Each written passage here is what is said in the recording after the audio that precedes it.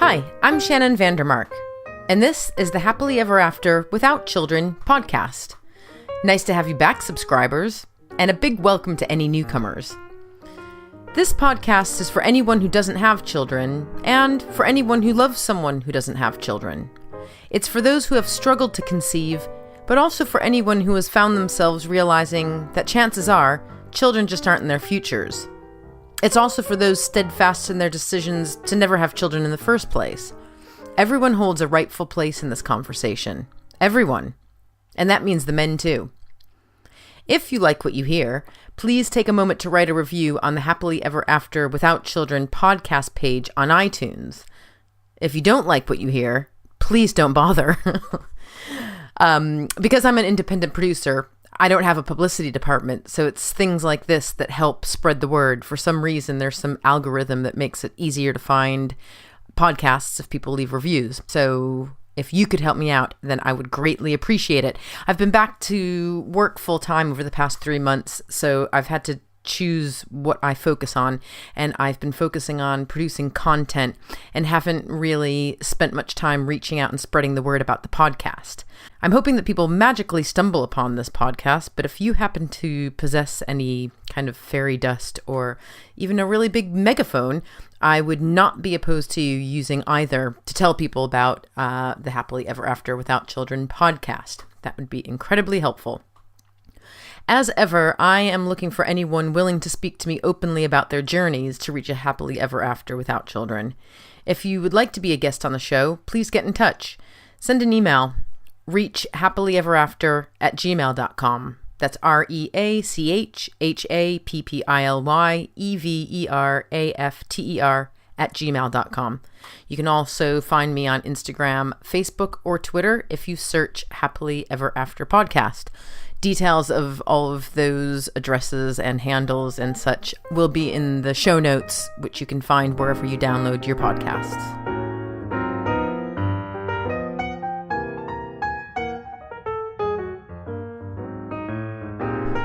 This weekend, I am really looking forward to an impromptu visit to our friend's farm in Devon. I picked up a last-minute train ticket. Robin is already there doing a job nearby, and we've got the cat sitters on speed dial. Daisy the cat is pretty excited because they feed her a little bit more than we do, and they let her sleep all day without trying to get her to exercise too much. And they give her just way more attention. Anyway, I'm told the apples on the farm need processing for the cider, so I've packed my wellies and a sports bra. Not sure I'll need either, but that's what I've packed. The sky is clear and the air has that autumnal Christmas that I've been craving ever since June. We have had a really hot summer in London, which has been good and bad for the garden, terrible for commuting on the London Underground, and great for open water swimming. I like the autumn best though, and I'm really looking forward to my annual pumpkin picking with my girlfriend and her 2 little girls. Autumn to me is coziness and friendship and soups and brisk walks and explosions of colors in the trees. It's an opportunity to try even more stuff in the garden as well. I'll get onto that topic more at the break. Here we are at episode 9, though.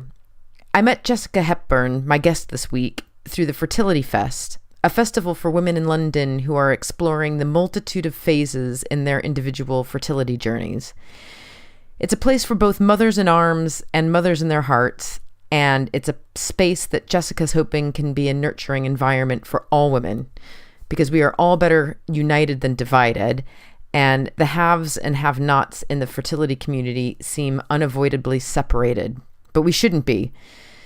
We discussed the philosophy of the Fertility Fest, but also Jessica's endurance challenges, which have ended up being more symbolic of Jessica's quest for motherhood than she could have ever imagined. I hope you enjoy this episode, and I'll check in with you at the break.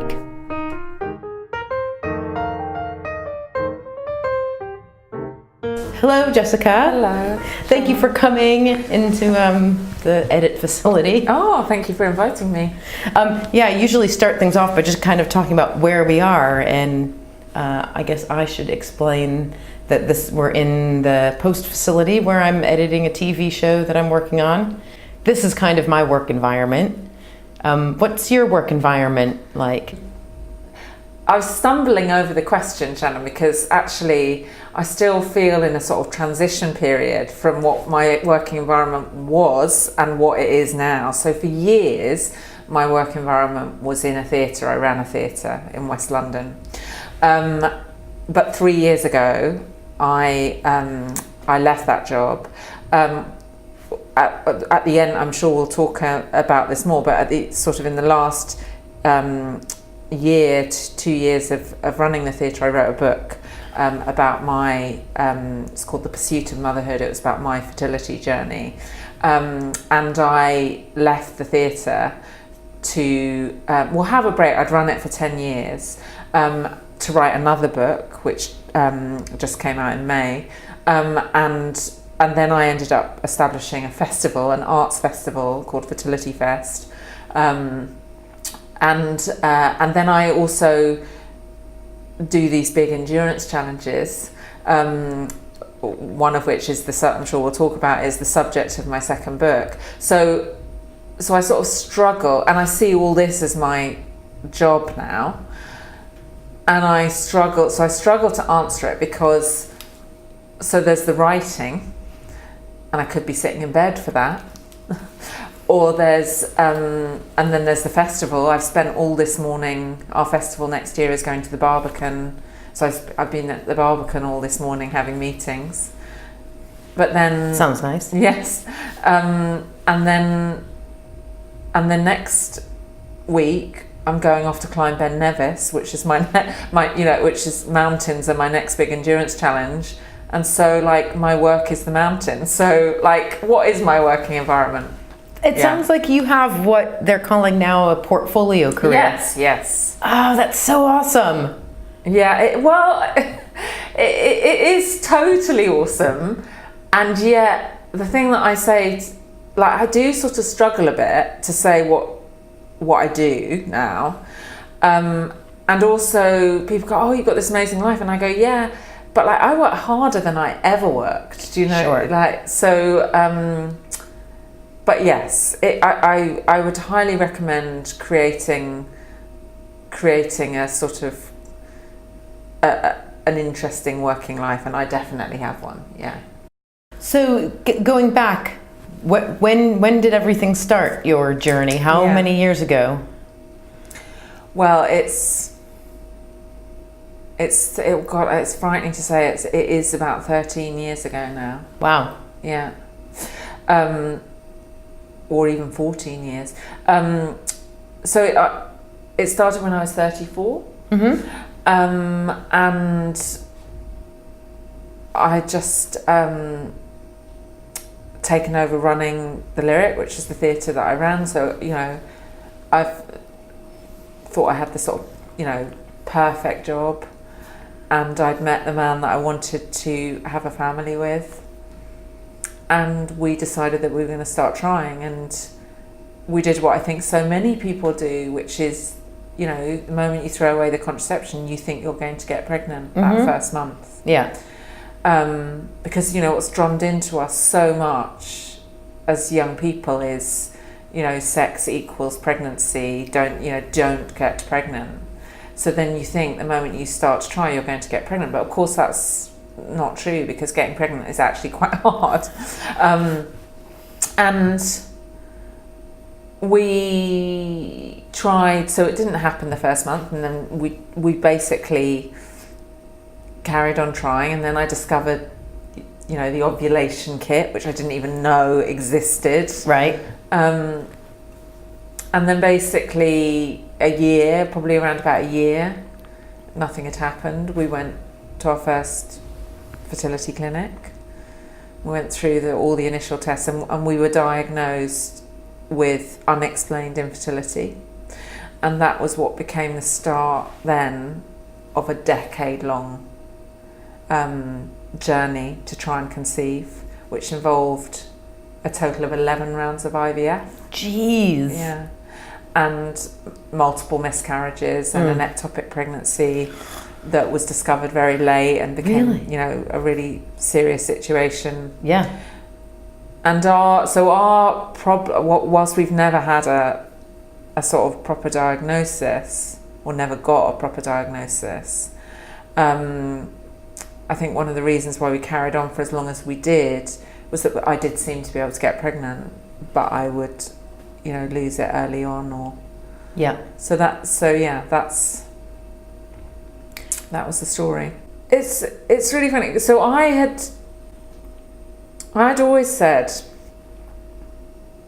that it was all about the number 43, and I've written about this because I had a good friend from university, and distinctly remember we're having sushi together, and she said, Jessica, it's all about the number 43. If you haven't had a baby by the time you're 43, you can basically get on with the rest of your life. And I remember distinctly thinking, well, I will have had a baby by the time I'm 43. Of course. So, but it was actually quite useful because it became a sort of like a signpost in the future, which is like, I can carry on this until that point. Yeah.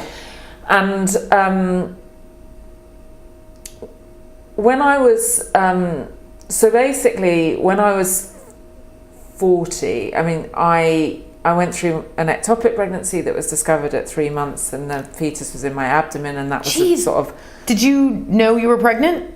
It was complicated because I'd been through a round of IVF, and I had bled, and I had done a urine pregnancy test, which had been negative. And the combination of those two things made me think it was negative. And this is one of the reasons why I always advise women, again, when I'm giving talks, is that you should do a blood test. Because if they'd done a blood test, and good clinics do blood tests, they would have seen that I was pregnant. But I sort of tripped on thinking that I wasn't pregnant, and then my period didn't come back the next month, and I thought, well, sometimes your periods can get out of sync because of going through IVF, so I didn't think anything of it. And then my period didn't come again, and then I just started to think, this is weird. And then I did a pregnancy test, and bang, I was pregnant. Looking back, it was just a wonderful but horrible time, because it was what we'd always wanted. And then what then transpired was that when we had a scan, that they, like the doctor sort of went white, and you could tell that like something was seriously wrong. And then I was being rushed into hospital immediately. Yeah. And then I was in surgery. I was in surgery for like 4 hours. They couldn't find the fetus, because obviously generally ectopic pregnancies are in the fallopian tubes, but actually this was in my stomach, so they had a lot of difficulty finding it. Yeah, I mean, I think you can have ectopic pregnancies in a range of different places. And actually, to be honest, because then you get onto Dr. Google and you go like ectopic pregnancy, in the abdomen, and you read about someone who's actually carried a baby to term there, Right. I mean, you wouldn't be able to do that in the fallopian tube because it would rupture, but... right. Well, when I say carried to term, I mean, obviously it would probably have been born very prematurely, but and so then you have this like, oh gosh, I wish that had been me. Start to go, wish that had been me. But anyway, I had this ectopic pregnancy. Then that was followed the sort of following year by a miscarriage after we'd seen a fetal heartbeat. And I basically, that was and we had another round of IVF that was unsuccessful. And then I think that was the point where I went, I need to do something different. So at that point, I basically organised to take a 3-month sabbatical from work, which wasn't, a long time, but I'd never done anything like that before. And I had been very, very secretive for a long time about what we were going through. But, like when you are suddenly being rushed into hospital, it starts to, it all starts to unravel and people start to know what's going on. So anyway, I took this sabbatical, and it was on that sabbatical that I started writing about my experience. And I genuinely thought that I was going to be writing my way to a happy ending. in inverted commas, the stereotypical happy ending, or the miracle happy ending. So I started writing, and then, the book was, it's funny, like I wasn't making a baby, but I was making a book, and the book was getting closer to, to giving birth, and then we went through. So basically, we're coming up to my 43rd birthday, and in the book was this episode it's all about the number 43, and actually the book ends on a sort of cliffhanger, as it were. We went to a new clinic, because I went to many clinics, and we'd ended up getting a sort of diagnosis which was around an autoimmune issue, a reproductive immune issue. So I had this treatment which involved injecting white blood cells into my arm, like these weird and wacky things we do. And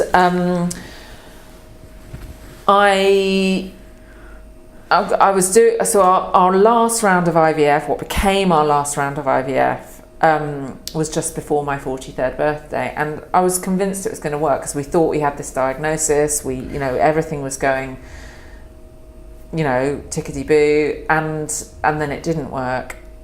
And so what then happened was that a few months later, this book that I had been writing was coming out. And that coming out marked a sort of massive turning point in my life, of which everything else that has happened subsequently followed. And what I say about like actually sort of giving up was that it was never, even though I had this whole thing about it was all about the number 43, it never became a sort of hard and fast, well, that's it. It's just my life, through the publication of this book about my story, suddenly took a totally different direction. And then suddenly I realised I had receded away from that for all sorts of reasons, the pursuit of motherhood, if that makes sense. So that was your first book, The Pursuit of Motherhood. That it's like life imitating art. What, in the sense that you kind of wrote the ending inadvertently, in a way. Yeah, well, I wrote, it's all about that I'm going to carry on until I'm 43. And what I actually thought was going to happen in that last round of IVF is that I actually thought we were going to get pregnant. Because that was the last IVF you would have been able to have before you turned 43? Yes. Time-wise? And what I thought was going to happen is I'm going to get pregnant, and when the book comes out, I'm going to be able to do all this press around, and I got pregnant. The real life ending is this. Yeah. With a baby in your arms, or and then of course my second book starts where my second book opens with a conversation that sort of says, well, I thought there was going to be a real life epilogue, and now I'm here, and that didn't work. So I'm now looking, and then I go on the next journey. Yeah. But in a way that you still had the real life epilogue, it just wasn't the epilogue that you thought it would be. Oh, of course, always, yeah. And life is always like that, isn't it? That's really interesting. The thing that I say about the stigma of infertility, the taboo of infertility, because me being very secretive about it for as long as I was, is not uncommon. A lot of people, it's very common. Yeah, it's very common. And I went from being totally secretive about it to, obviously, some people know it. Some people started to know, well, there's something going on because I was in hospital, and to then suddenly writing a book and going massively public. Yeah. And I think, and now it has become, my vocation, as it were, certainly at this stage of my life. All my work is around campaigning around this issue in different ways. And I think everyone that knows me salute that. And the other thing that I always say is, whatever, don't know if you know the work of Brene Brown. No. I'd definitely recommend. She's an American academic that's done, extraordinary work, and there's a beautiful TED talk that she does about the power of vulnerability and shame, where I think it's one of the most viewed TED talks ever. She talks about how, from her academic research, she has found that the people who embrace, are most open and honest about the things that hurt them most, are the happiest people. And I think that's utterly true. Yeah. And once I became open about what I was so ashamed about and had held so secretively, it immediately lessened how toxic it was. Yeah. Because what you realise, is that you're thinking, I have to hide this thing because, because I don't want people to know how inadequate it's making me feel, and that I'm, it's making me feel that I'm so unhappy. And the moment you sort of release it, it dissipates in a way, and also it makes relationships with other people so much easier, because it's not the elephant in the room anymore. Yeah. What's really hard is when you're going through this, being invited to christenings and baby showers, because that hurts. But what's equally as hard is when you're not invited. 100%. Because, and it's sort of like a double whammy, because, and first of all, everyone's, all your peers are getting pregnant and you're being invited to all these things, and it's really painful because you can't get pregnant. And then people start to realise and they stop inviting you. But the moment you tell people and you sort of bring it out, it just wasn't, as I say, the elephant anymore. We could have conversations about it. Mm-hmm. And I suppose that is what I'm passionate about. The more we talk about this subject, the more we realise this isn't some niche thing. It looks different for everybody. Everyone has a fertility story, and so many people have a story which is, it doesn't work quite in the way you thought it was going to work as a child, and are having to deal with that. And the more we talk about it, the easier it will be for everyone. Mm-hmm. Yeah. How was this? It was interesting what you're saying about your friends having kids. How have your friendships changed? I think for me, one of the things that I say is, and I guess I have to be honest with you, Shannon, about this, which is that I don't think you ever get over the pain of it. Yeah? Yeah. So I actually don't think I'm on a linear journey to a happy ending. Yeah. That isn't to say that there isn't joy in my life and happiness in my life beyond this horrible thing that's happened. Mm-hmm. But I don't think it's linear. But I think so I still get like a sting from pregnancy announcements. Yeah. I don't think that's ever going to go away. No. It's the worst. Yeah, but in a way, if you acknowledge that, but I do think, but what I do want to say is that I think things shift and change all the time. Yeah. And I think, there is a particularly hard time when you and all your friends and peers are trying to conceive, and they're all having children and you're not. And then they've got children, the children are very little, and then you ring them and they can't focus on you're having a conversation, they can't focus on you because the baby's crying in the background, or they can't come out for a drink anymore because, and they've got to be at home. But and that was really hard. But now I'm in my mid-40s and all those friends' children are at school starting, my best friend's daughter's just started secondary school. I started trying to conceive before she did. Oh my gosh, isn't that crazy? So, but she's more present now. And what's really, because her life has changed again, you know, she has more time.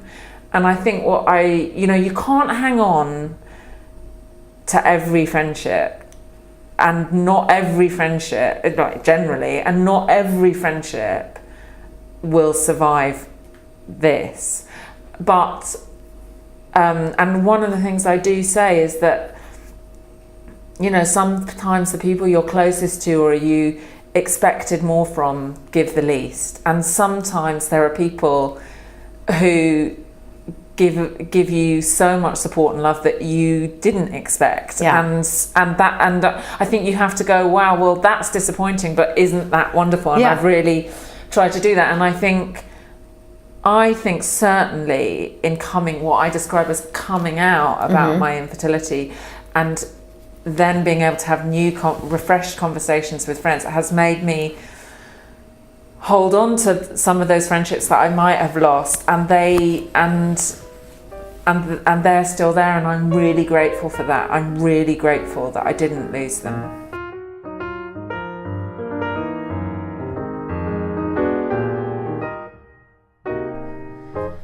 I'm going to take a short break here to talk about one of my favorite topics at the moment, gardening. Robin and I bought a 2-bedroom flat in 2013. We renovated it and sold it 2 years later, only to move 2 doors down on the very same street. Why did we move? Because where we are now has a gem in these parts, a private garden. This is a rare find in London, and I absolutely love it. I love looking at it from my window when it's too cold or wet to go outside. I love sitting in my lawn chair on our tiny patch of grass, reading a book, drinking a glass of wine, watching Daisy chase insects in the grass that I can't trim because we don't have space for a lawnmower. I love sitting at the picnic table and chatting with my husband as he checks the chicken on the barbecue. But most of all, I love the signs of life, the nurturing I get to do. I grow various seedlings over the winter, and when they're strong enough, I plant them out. Some of them thrive, but some of them don't.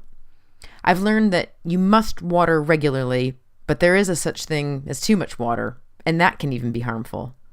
I've learned that I over-nurture. I water too much, and I feed too much, and sometimes the plants die. But then there are other seedlings that pop out of nowhere with surprising strength. I talk to the plants, I coach them, give them words of encouragement, and if I neglect them for too long, they show it. I swear I can tell. I so love my interaction with everything that I've chosen from a pack of seeds or from a pot in the garden center. I've taken my mother-in-law's advice and thrown things out when they just aren't happy or just aren't working, and I don't feel as though I've failed. Well, I do a little bit. But sometimes the soil is just wrong. Sometimes the sun is too strong or too weak. Sometimes they needed more water or less water, and because they can't speak, they can't tell you. Sometimes it just wasn't meant to be, and although you did everything that the seed packet told you to do, that seed was never meant to turn into a sunflower. And it's not your fault. It's not my fault. See, that's the incredibly rewarding and forgiving process of gardening. If something doesn't work, you try something else, and there's always something to be grateful for. When you see that first little green stem slowly uncurling out of the soil on a dreary winter morning, you trust life. My favorite gardening quote at the moment was said by the eloquent Audrey Hepburn, who knew a thing or two about life. She said, "To plant a garden is to believe in tomorrow." Now, let's get back to part 2 with Jessica. We were just discussing Fertility Fest, the festival Jessica runs, and her goal of bringing women together over the subject of fertility, no matter where they are on their journeys or how they've gotten there. I'll check in with you on the other side.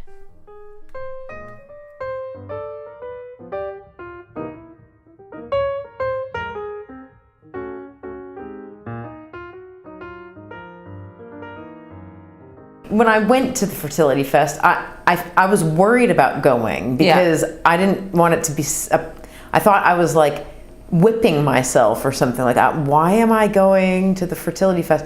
So now hearing you talk, and obviously now getting to know you a lot better, how did you start it? And were you starting it as somebody who is probably never going to have kids, or did you start it when you were still trying?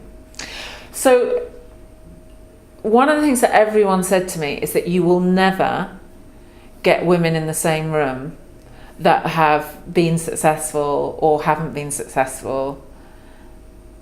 And that was incredibly important to me. And I run the festival with Gabby Vautier, we're co-directors of the festival, and she, her story is that she had IVF twins after 4 rounds of treatment. She's got IVF twins. But what we always say, and we introduce the events at Fertility Fest, saying we're the two sides of fertility treatment, because I went through 11 rounds unsuccessfully and she went through 4 rounds and have twins. And I am not anti-IVF, because IVF does work and it gives many people the families they dream of. But even though our outcomes are different, we share more than that separates us, because we both absolutely understand that our route to where we are now was not how we wanted it to be. And when you're in the hell of going through fertility treatment or struggling to conceive as you were, you do not know what your ending is going to be. And also this notion that women who've had success and ended up with children, that somehow that then wipes out what they went through. They take that experience into their parenthood. And also, and this is another thing that in my book, which is that I interviewed all these women with different stories. I want to bring women together over this subject. I don't want to be in the childless sad camp over there, while you're all in the happy camp over there. Well, because they probably don't even feel like they belong in that happy camp. Yeah, they don't feel. And even the mothers who got pregnant easily. Yeah. We are women. We are all, in a post second wave feminist world, struggling with what it means to be a woman, because obviously we've only had the vote for a bloody 100 years in this country, right? Yeah. We've only had reproductive choice since the 1960s, since we had legalized abortion and the contraceptive pill. We've only had IVF since 40 years. It's the 40th anniversary. We are the guinea pigs living what it means to be seen as more than just a wife or a mother. And so we need to have these conversations together, I believe. And I am childless, but I have not become and I don't want to become a spokesperson for the childless community, because I don't want that label. And I also always want to be in conversation with that word of mother. But I am passionate about a voice where we bring women together and we talk about what we share and not what divides us. Yeah. And also, exactly as we said, I don't want to be categorized. Yeah, I understand.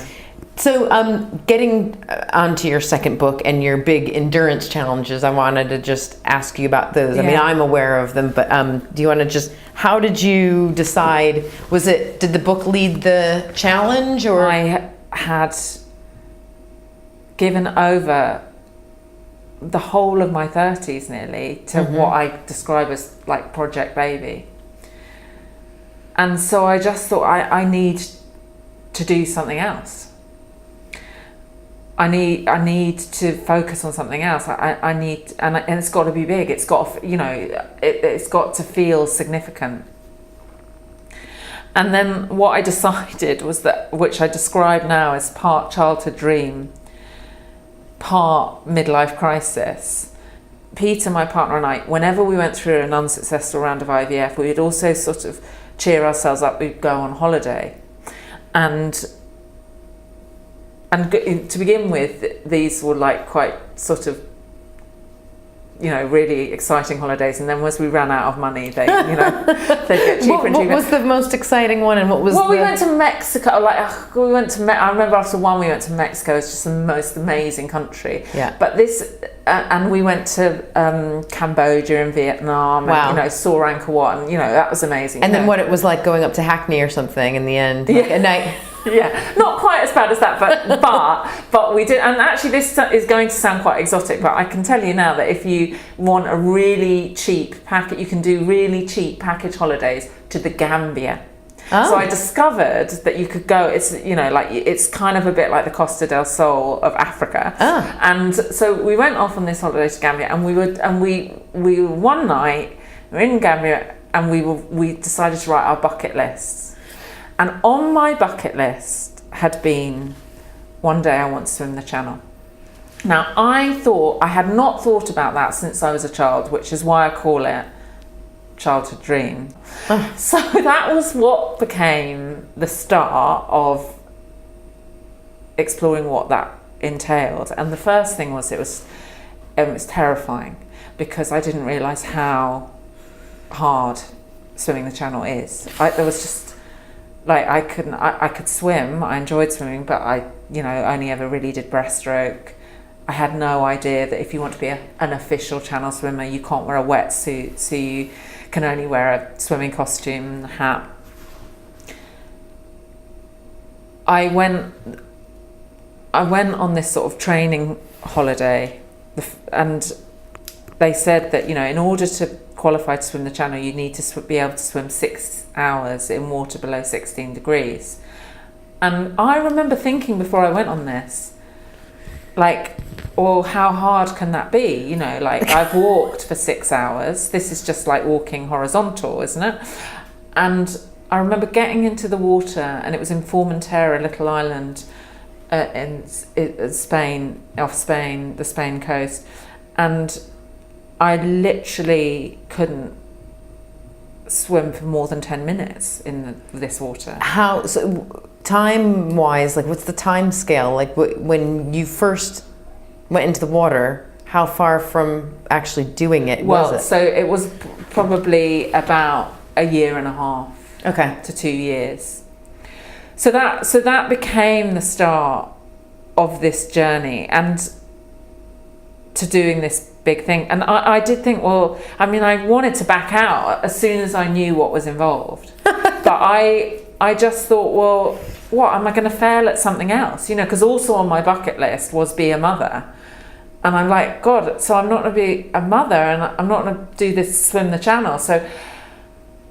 So I started on this journey. What I totally didn't anticipate, not only how hard it was, but the parallels between going through IVF and swimming the Channel in terms of the emotional and physical, you know, endurance that both those things require, and critically, the fact that the outcome is outside your control, because in both cases, swimming seas and now climbing mountains, you know, nature decides. It's very different from, you know, running a marathon, which you can, you know, start and finish. You know, like, actually, if the sea doesn't want you to cross her, you won't get across, however much you've trained. And if your body decides that you're not going to be able to conceive a baby, there's nothing, you know, no amount of science or hard work is going to be able to, or positive mental attitude.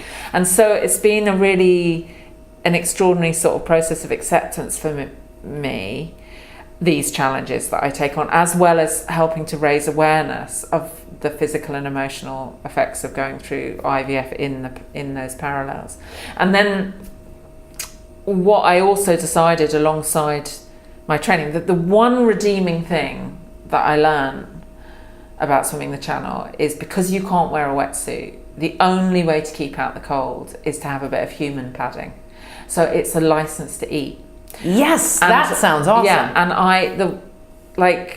I mean, it still is. Eating and drinking is my one unadulterated joy. And I knew I needed to do something different, and then this challenge emerged. But I was also still, you know, trying to work out what would happen next in our pursuit of motherhood, or my pursuit of motherhood, our pursuit of parenthood. And so I thought, well, what if I write a range of women, some mothers, you know, famous, inspirational women, some mothers, some not, and I asked them to meet with me and eat with me to help me get fat to swim the Channel. And to try and answer the question, does motherhood make you happy? Do I need to find some way, somehow, to become a mother? Or can I have a fulfilling life without children? And so the book is about the journey of taking on this big challenge, but also having these incredible conversations with this phenomenal group of women. Wow. To try and answer that question. That's so inspiring. Yeah. I mean, it terrifies me to think about, because sea swimming, I guess the thing about swimming the channel is that you have your own chaser boat, right? Yeah, yes. So that makes me feel a little bit better, but like, yeah, the thought, like, I have a healthy fear of the sea. I grew up swimming and boating and stuff, but yeah, that kind of swimming is... So what sort of, you just do it for pleasure, do you? Which I highly recommend. I mean, I don't think that people should necessarily do what I do, but... a bit of both. I grew up competitive swimming, but in pools. Okay, yeah. And then similarly, when I kind of stopped trying for having a baby, I was like, and why are these friends of mine with kids in better shape than I am? I don't have kids. I don't have any excuse. I should be exercise. I should find more time to exercise. But I really, it was that, but I really enjoyed getting back into swimming because I used to just do it competitively. But I get so nervous about the currents. Yeah. That's my thing. You do have, as a competitive swimmer as a child, you do have all the credentials of potentially becoming a channel swimmer if you wanted to. And so tell me about what you're doing now. What's the endurance challenge now? So, we've talked about how you never get over the grief. I've never got over I don't think I'll ever get over the grief of what I've been through, but I try to fill my life with the things that I can have, the exciting things that I can do in this short time that I'm here in the world. So I thought, well, I want to take on another challenge, and I want it again to be, rather than do another swim, I want to learn about something again that I know nothing about and that I'm a total novice at, and can I journey towards then, achieving something big. So my current challenge is mountains, and I'm in training to climb Mount Everest in 2020. Oh my word. And at the moment, if I do it, I will be the first woman to ever have swum the channel and climbed Mount Everest. Wow. Which is known as the Pond to Peak Challenge and has only been completed by like a handful of men, about 5 men. So, wow. And they're two of the most iconic journeys man has ever known. They are really great, opportunities to go, this is, hey, look at this. Look at how you can create an exciting life even if it doesn't work out, but also see that going through IVF is a bit like going through these things. Wow. And also accepting that nature, and coming to the acceptance that in both cases with the sea and mountains, as I said, nature's in control of the outcome. Everest is different from the channel because if the sea decides to be violently rough, you've got a support boat and they can fish you out. But obviously mountains, and particularly Everest, are different because if you find yourself in the eye of an avalanche, then there's nothing you can do about that. So it's more sort of objectively dangerous, I suppose. So many factors of Everest. Wow, that's impressive. Well, let's see if I do it. Come back and talk to you again. Oh my gosh, well, you'll have to. Like the hardest thing for me, certainly now with the mountains, is I'm 47 years old. I didn't even know what a crevasse or a crampon was 2 years ago. And, there aren't many sort of mid to late 40s women on the mountain who haven't been doing it for a long time, and right. are going from scratch. So that's tough, I also can't believe that you're 47. Well, but that's the gift of not having children. What? We don't age as fast. Oh, I don't think that's necessarily true. I think I do look 47. No, I disagree. I think also it's interesting to mention that crossing the English Channel and writing a book are two things that most people, generally aren't going to accomplish. But it's interesting that it takes doing something almost that big to kind of find the answer to these questions. That's how hard it is to be faced with the challenge of not being able to have your own kids. Mm. It feels like climbing a mountain. My philosophy is that you never get over it. Mm-hmm. that it is always in your rucksack, you know, that you're carrying through life. Yeah.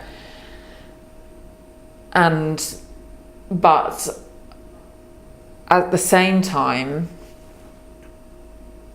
you know, I have come to the conclusion, a big conclusion for me, is life is incredibly short. Yeah. We all have our sad stuff. Every single one of us. Mm-hmm. This is my sad stuff. That I couldn't have a biological baby with a man that I love. And life has got to be about making up for that and finding the things that you can have in this incredibly short space of time that we're on this planet. Mm-hmm. And so when people say to me, did you wish it was different? Of course I wish it was different. I will always wish to have felt life inside me, to have given birth, to have said hello to a child on my chest at the same time. Of course. But would I swap the channel for that? No. Because I am so happy to have had this other incredible life experience that has made me who I am. Mm-hmm. It is possible to carry both those things at the same time, and that is what I do. Rather than go, I'm moving beyond this sadness into another type of perfect life. I carry them both at the same time. Mm-hmm. Yeah, it's really well said. Because it's not fair to just say that you need to forget it or leave it in the past. It feels unfair to the person that went through that 5 years ago. What's the one thing today that breaks your heart about not having your own children? I will never hear anyone call me mum. I'll never hear anyone call me mum in the way that I wanted to be called mum. I understand. I will never know what it's like to hear that someone else is pregnant without feeling sad for myself. Yeah, that is a big one. And you know, that's just and I will never know what it's like to do a pregnancy test and, you know, go, wow, I'm pregnant, and then to have the first scan, and then to see yourself getting fat, and then to have your waters break, and then to, you know, actually feel like what it gives to give birth, and to hold a child to your chest, and to see that child's, you know, first steps and first words and first day at school, and in the way that I imagined and always wanted to. I will never have that. So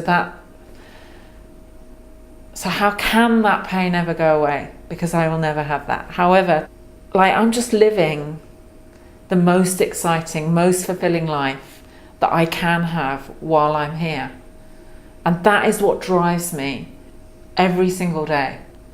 How do I make the most of the life I have got, whilst honouring that the life I haven't got and the pain of not having that is never going away? Mm-hmm. And I would say that the hardest thing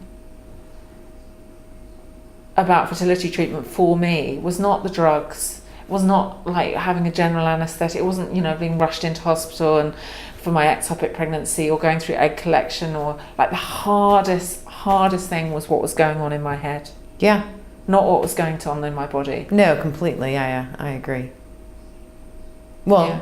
just in the isolation, where it just felt like nobody understood, because nobody talks about it. There is no, you only talk about it when you're successful. And then there's the whole, like, do I tell anybody before 12 weeks? Yeah. Well, I'm going to have to tell them anyway, because I've gone through a miscarriage. They're going to know something's wrong. Yeah. So yeah, it was, I found it, I love talking, and I found it, I felt very silenced, I think. Yeah. Self-induced, but. Yeah. But the more we all talk about it, the easier it will be. And that is shifting. The more people that come out about this, the easier it will be for everyone coming after us. I'm conscious of the time for you. What is the time? Yeah. Yeah. Oh gosh. Oh my God. You have to go. I have to go. Yes. Yeah. Sorry, I didn't realise. Yes, I just saw. Thank you very much, Jessica. You're welcome. It was so nice to meet you. I'm gonna stop this. Thank you for listening. If you'd like to see a photo of Jessica and I from the day of our interview, please check us out on Instagram, Facebook, or Twitter if you search Happily Ever After Podcast. It's not a very good picture because we were both in a rush and it's really blurry. But you can find photos of all of my guests, as well as photos of my garden and my cat on the Instagram, Facebook, or Twitter pages, if you are so inclined. You can also find links and contact details in the show episode notes, including a link to the Brene Brown TED Talk about human connection that Jessica referenced in part 1. Check that out to also get a link to Jessica's website and a link to the Fertility Fest website. If you have any comments or feedback, or if you have your own story to tell and would like to be a guest on the show, please email me at reachhappilyeverafter@gmail.com. If you like the show, please help me promote it in any way you can. You can also write a quick review in iTunes. More reviews help make the show more visible to anyone searching for this topic. It's some algorithm thing. Another way to help is to become a Patreon. Go to the Happily Ever After Without Children page on Patreon. That's patreon.com/Happily Ever After Podcast to make a monthly contribution so that I can remain an independent producer and so that you can get some awesome perks. You can find me on Instagram, Facebook, or Twitter if you search Happily Ever After Podcast. And finally, please share details of this podcast with your network of friends and family. You never know who else might be suffering and could really use a light at the end of the tunnel, so to speak. This is your host, Shannon Vandermark, and I thank you for listening.